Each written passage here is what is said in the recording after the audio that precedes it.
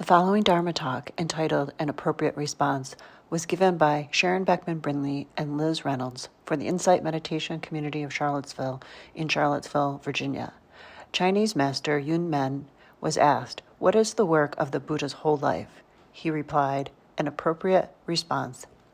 While the Buddhist teachings themselves are relatively easy to read about and even understand, their full application and integration in our daily lives is subtle, very personal, and a lifetime of joyful practice.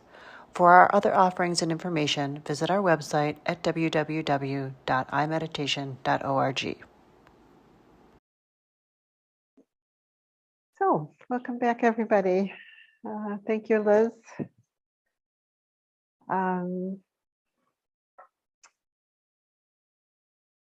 So, an appropriate response, that's what we'll be inquiring into together tonight.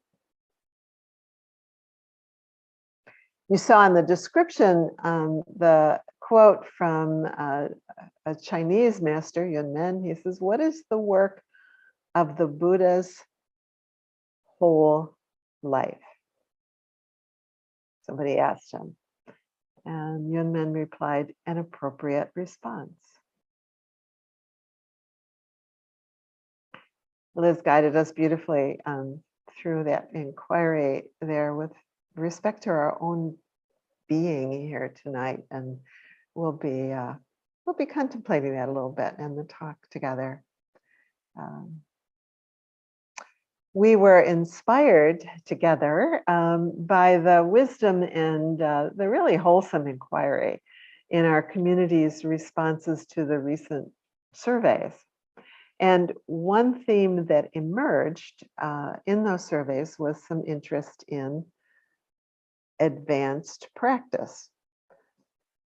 And so Liz and I got to talking together about what is advanced practice.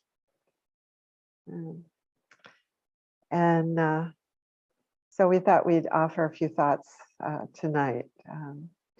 Liz, why don't you talk a little bit about what the surveys, actually, there are a couple of them offering. Yeah, thanks, Sharon. So some of you might remember the last day of November, we had a community night. At the end of that community night, there were breakout groups, and we noted all of your responses. We've been going through all of those. So some of the ones we want to highlight tonight around this theme. We had some comments around some difficulty with basic teaching, repetitive teaching. There were some comments around folks being struck by the differences in needs between beginning practitioners and folks who've been at this for quite some time, decades sometimes. There was also some comments around the differing needs of Sangha members in terms of why they're coming. Some folks are here for more of a therapeutic reason. Some folks are here for more spiritual guidance. And then in December, we at the Young Adult Sangha put out a survey and got a good number of responses. About 60% of those folks are most interested in hearing teachings that are related to practical application.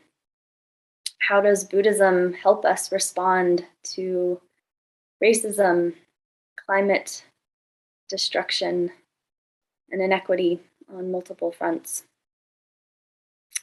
How does Buddhist practice help us to address our own personal lives? How can we apply these practices?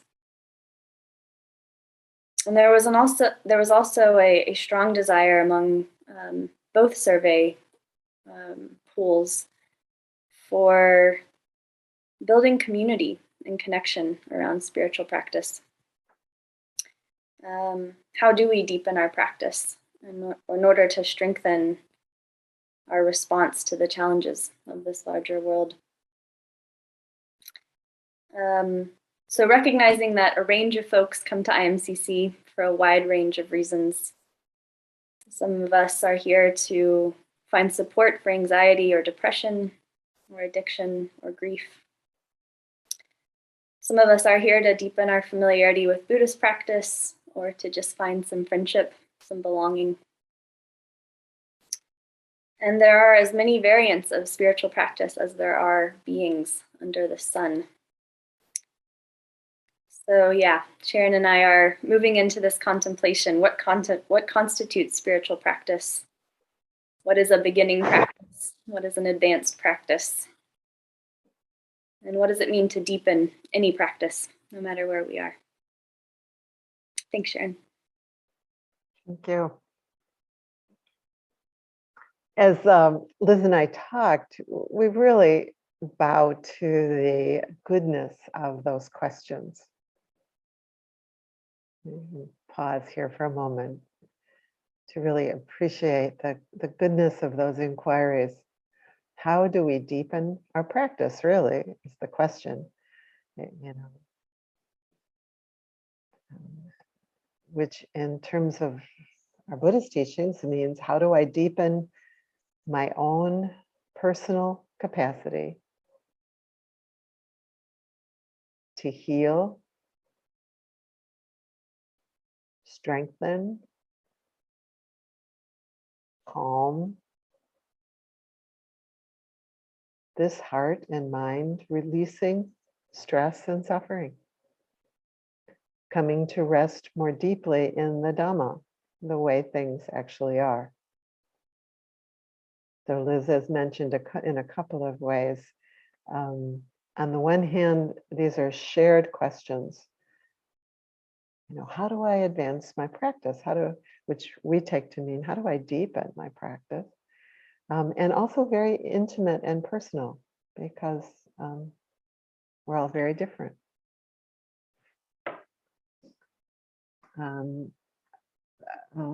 We're not alone in those kinds of inquiries. I watched last night the movie Wandering, but I think it's Wandering but Not Lost. What is the title of the movie?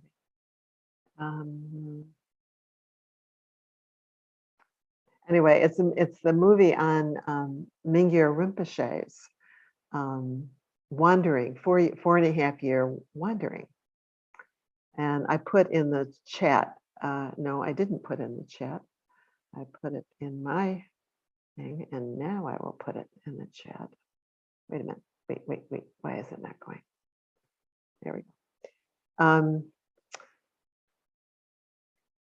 There was a trailer. You can watch the trailer at this website on the movie, and he says he had a limitless curiosity and a willingness to explore his meditation, his experience through meditation. Now, Mingyur Rinpoche, some of you may know, he was an extremely, is still alive, an extremely advanced teacher and practitioner of Tibetan Buddhism. He has done multiple 3-year monastic retreats. He began his studies as a small boy. Both his father and his grandfather were very renowned Tibetan teachers, Buddhist teachers. He left home for his formal training when he was 9. He did his first 3-year retreat, very, very unusual for him to be admitted to his first 3-year retreat when he was 13 years old. He did so well that at 17, he became the retreat master for the older monks and nuns.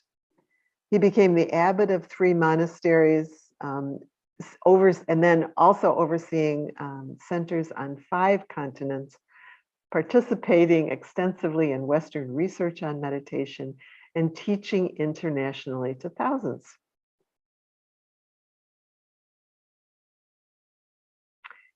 Through all of that, he wanted to deepen his practice. He continued to want to deepen his practice. So we are in good company, wanting to deepen our practice. So how would he, so he ponders, he says, how am I going to go about deepening my practice? So in 2011, at the age of 36, after all this intense training and teaching, teaching thousands of people at a time, one night in June of 2011, he snuck out of his monastery, avoiding his bodyguards, and he began a 4.5-year wandering retreat in the world, where he immediately encountered fear, aversion, sickness, and he came very, very close to dying. Yet the same emotional and physical difficulties that would throw the average person for a loop became for him the opportunities to work with his mind and to deepen his commitment to transforming adversity into awakening. And I put the quote from one of the trailers: with limitless curiosity and a willingness to explore his experience through meditation. So what's so interesting about this is this one of the most advanced practitioners in terms of formal training and deep understanding of Buddhist teaching, one of the most advanced practitioners on the planet, who wanted to deepen his practice by encountering, in terms of my life, snow, uncertainty about electricity. Do I have enough food? Am I going to get stuck in my house?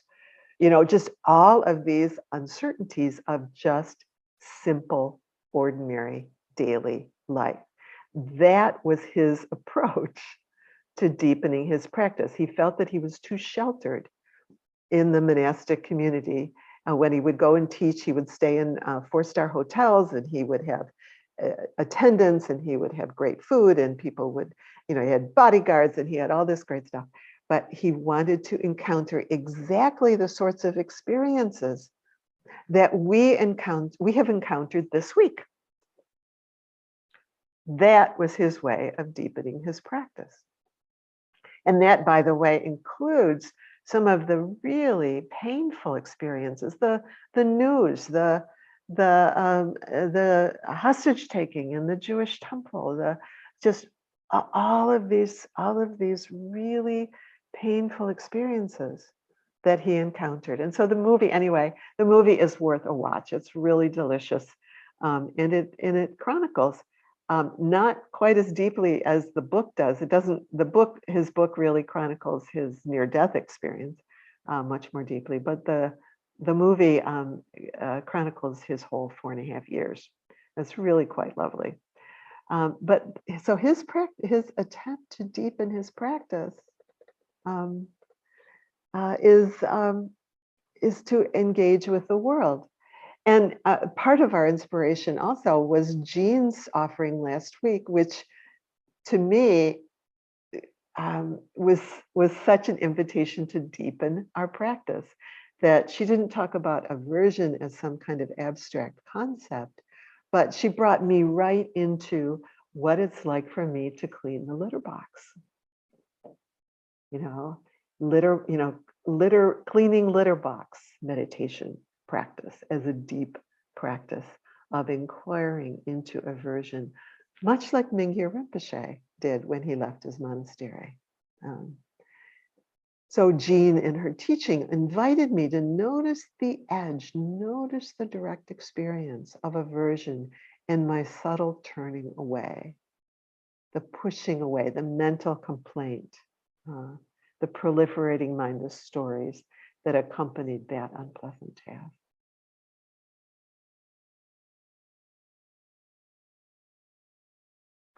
It can seem like such a small thing, snow, shoveling snow meditation, litter box meditation. But both Jean's teaching and Mingyur Rinpoche's teaching and experience pointed us all actually to the doorway of the most advanced forms of our spiritual life and practice.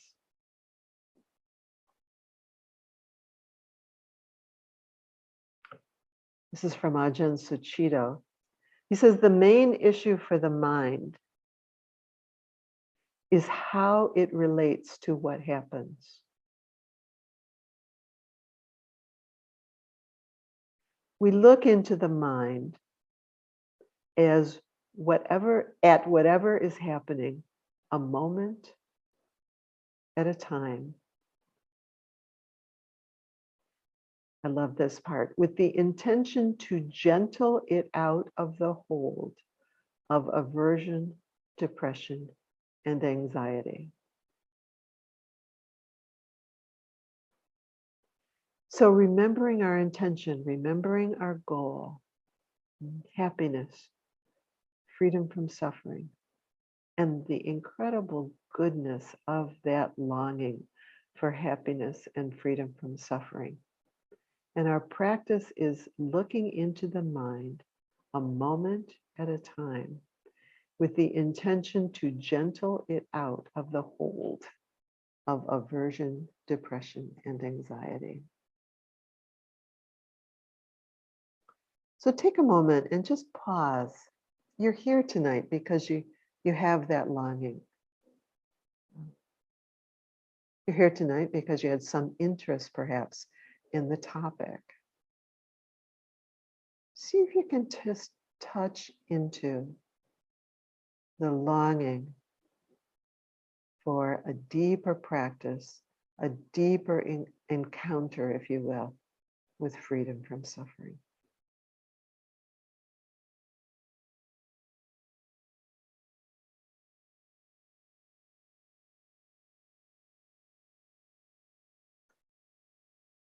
Along with a very personal inquiry and with the goodness of curiosity, very personal inquiry.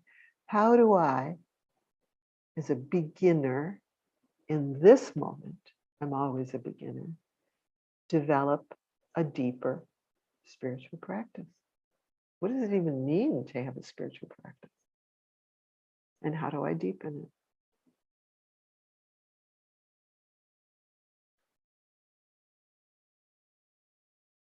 Really allowing ourselves to appreciate the goodness of that longing and that curiosity. How do I, as a beginner, how do I, as someone who's been at this a while, how do I deepen my practice?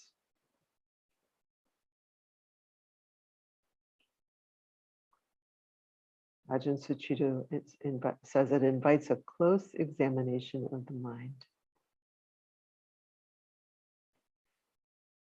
Liz, in the meditation that she guided us through, to have the presence of mind to see and the clear intention to, when we have a choice, choose the end of suffering.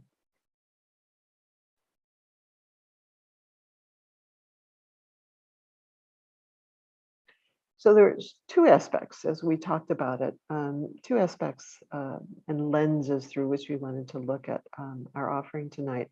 One is the Buddhist teachings on the three kinds of wisdom, or the three kind of levels of wisdom. And the second is just as it applies to the very ordinary and very personal moments of our daily lives.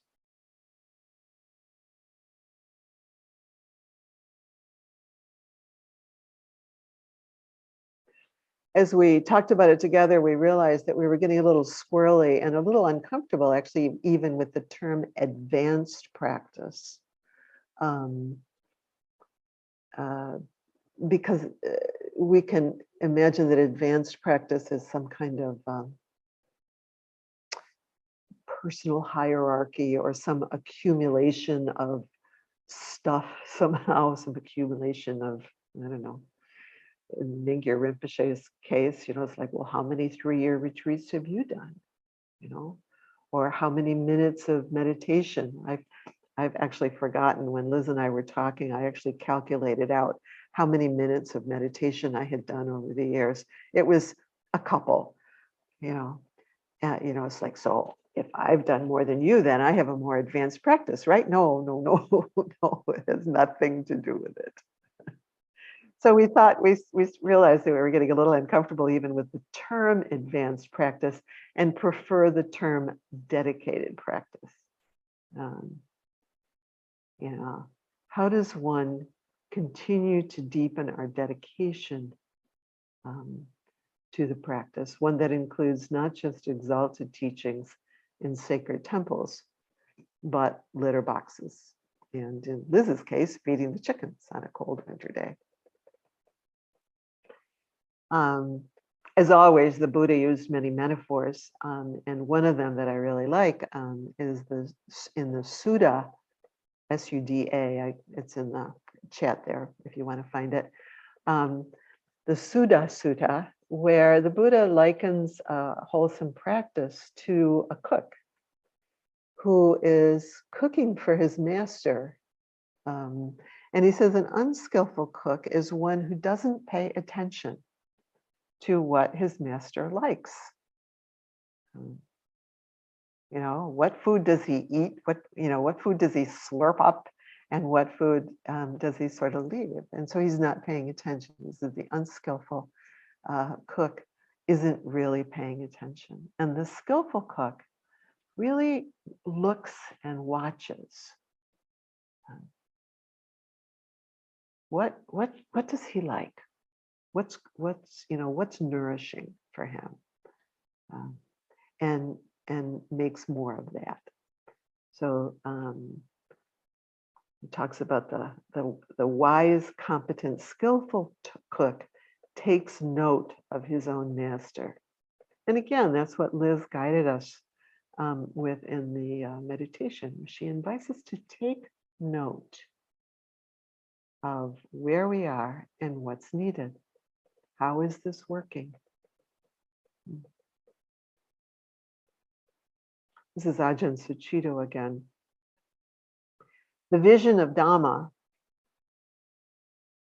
is that if the mind is healed, strengthened, and calmed, if we are no longer swept away by our ideas, views, wishes, doubts, plans, regrets, grudges, and phobias, I would add, or the Washington Post or the Evening News, if we're no longer swept away, then we can cross the floods and, to use another Buddhist metaphor, be standing on the other shore.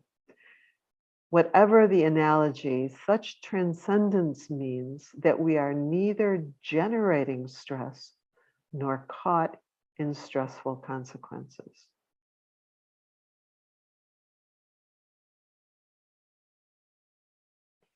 Neither generating stress nor caught in stressful consequences.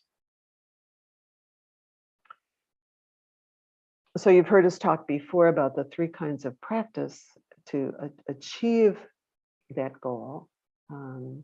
Three kinds of wisdom that the Buddha talked about. One is hearing the teachings.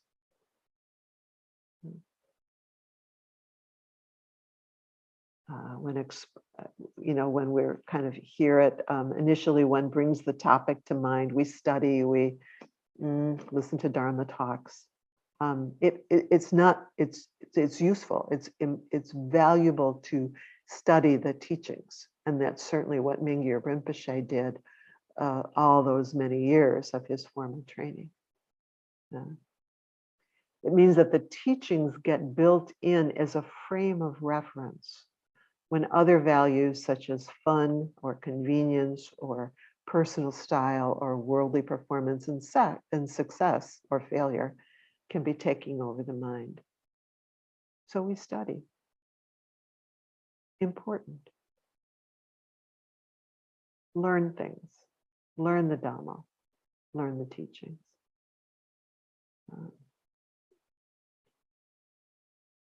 And then the second level of wisdom, when it deepens, I have this sort of sense of like deepening down into the roots of those trees. One brings the topic, any particular topic that you're curious about, to mind. It means that the teachings get built in as that frame of reference.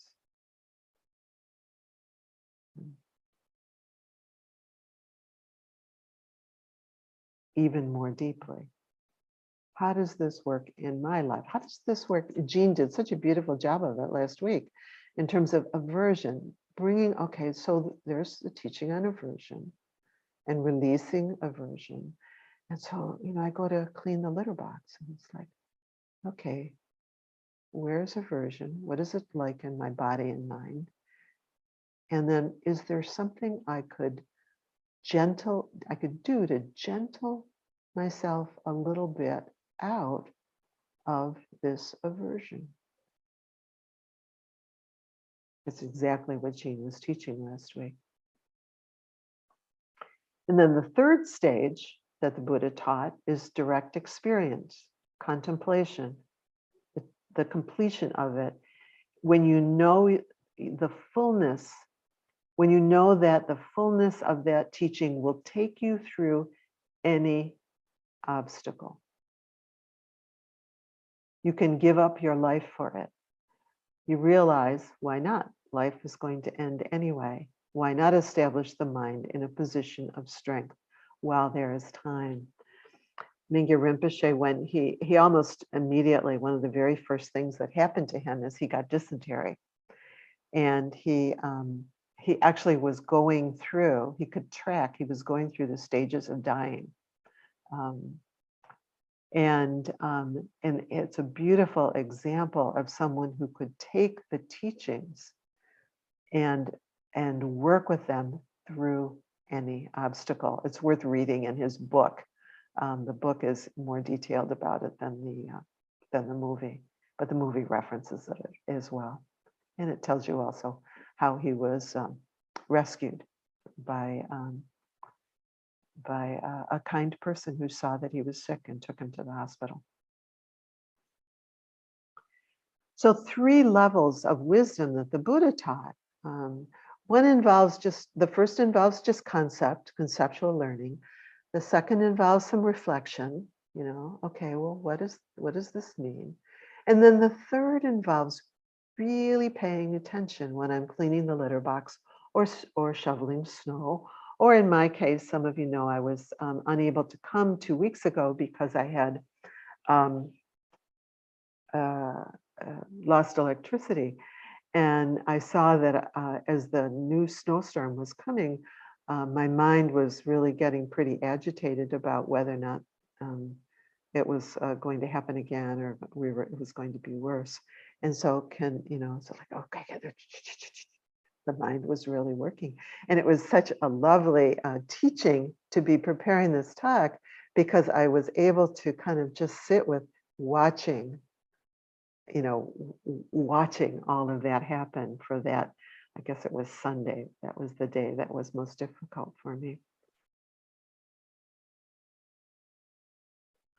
This is Thich Nhat Hanh. He says, becoming a bodhisattva, someone fully awake, is not reached by methods or ideologies or study or fasting alone. Study is okay, but it's not alone. Memorizing all the suttas is helpful, but it will not force open the door. You can sit 1,000 hours on a meditation cushion and still be stranded. He says, to encounter the true Buddha, we have to kill our illusions, our ideas, and bring the teaching directly into our practice.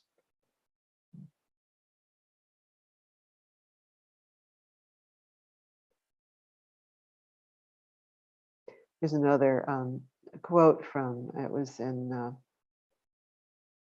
think the last edition of Tricycle. We sometimes think that being religious or spiritual is a separate thing from everyday life. We might associate it with attending a Buddhist service in our main hall, with chanting or sitting in meditation or studying. In short, removed from the everyday. As Buddhists, however, we take the view that our ordinary life is the spiritual journey. It is our attitude or state of mind that is important. It is how we see ourselves in the chaotic circus of modern life, and therefore navigate through that chaos. So as Buddhists, we take the view that our ordinary life and our ordinary relationships are our spiritual journey. For if we are to live fully, we must live fully in the present moment. That present moment is not compartmentalized for only spiritual times. To live fully, we are to be present in every present moment. So the various forms of our practice are valuable. It's not like we're throwing them out, or, the forms of Mingyur's practice were quite valuable. But we need to remember that they need to be suitable to our temperaments, our abilities, our cultures, our lifestyle. In these times, these moments, our actual life, our actual relationships, our actual day-to-day functioning. The form of practice of a working parent of a young child will, of course, be different from a Southeast Asian ascetic living in a cave. How the snowstorm or the hostage crisis at the Jewish synagogue or racism in our educational system activate my nervous system will depend on many things, including but not limited to this body, mind's conditioning around trauma or the absence of trauma. What will support our practice in the dailiness of these issues, and what will support my practice through those 3 stages? It depends, and it varies for each of us. And we can argue and indeed become quite opinionated about whether or not certain forms are more advanced than others. And in some ways they are. Mingyur Rinpoche, the Dalai Lama, have had incredibly esoteric and advanced teachings. But the real criterion, the fundamental criterion, is really how dedicated those teachings, how dedicated we are to bringing those teachings into our daily functioning and our freedom from suffering in our real life.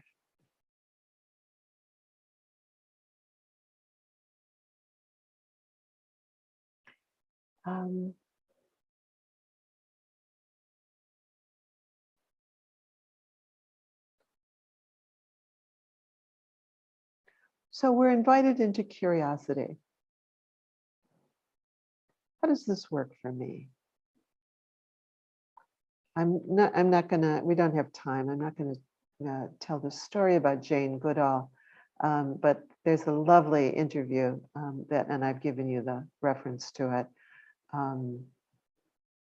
that you might want to look at, because she talks about the gift of her own curiosity that made her a scientist. And this is Suzuki Roshi. He says, advanced practice is simply dedicated and curious practice. The goal of practice is always to keep our beginner's mind. If we become too serious, we will lose our way. If we are playing games, we will lose our way.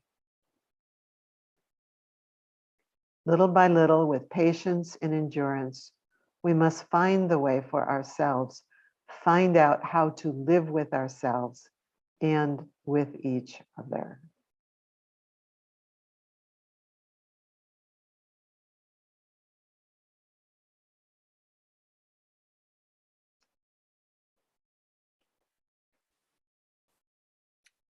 So our kind of final inquiry here, as we wind down on our time, knowing that we are separate individuals with different lives, different circumstances. Most of us don't have the opportunity or the desire to go on a 3-year retreat.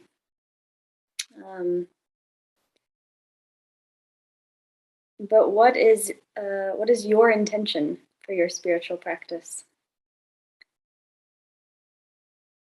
How is it possible for you to deepen the practice that you already have in your life? And perhaps most importantly, to what are you dedicating your inquiry in this coming year?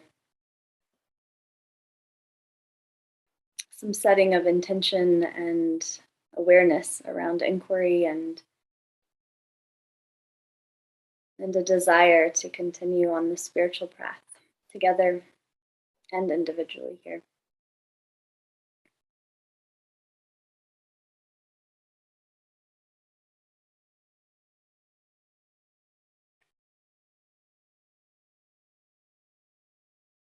So there is advancers understanding the teachings, and there's dedication to our daily practice in whatever forms we are invited. I'll leave you with one more quote. Being attentive to suffering on a daily basis is hard work. And he's talking about being in a monastery. Many of us were overwhelmed by a sense of failure and futility. And then, oh, I know, he's talking about working with Thich Nhat Hanh. This is Jim Forrest. Nor was there much peace in the peace movement. Over time, I began to be aware that one of the obstacles to entering a meditative state is that the opportunities are too close at hand, too ordinary, too prosaic. In the kitchen, in subways and buses, in supermarket waiting lines, on sidewalks, on staircases, on picket lines, literally everywhere.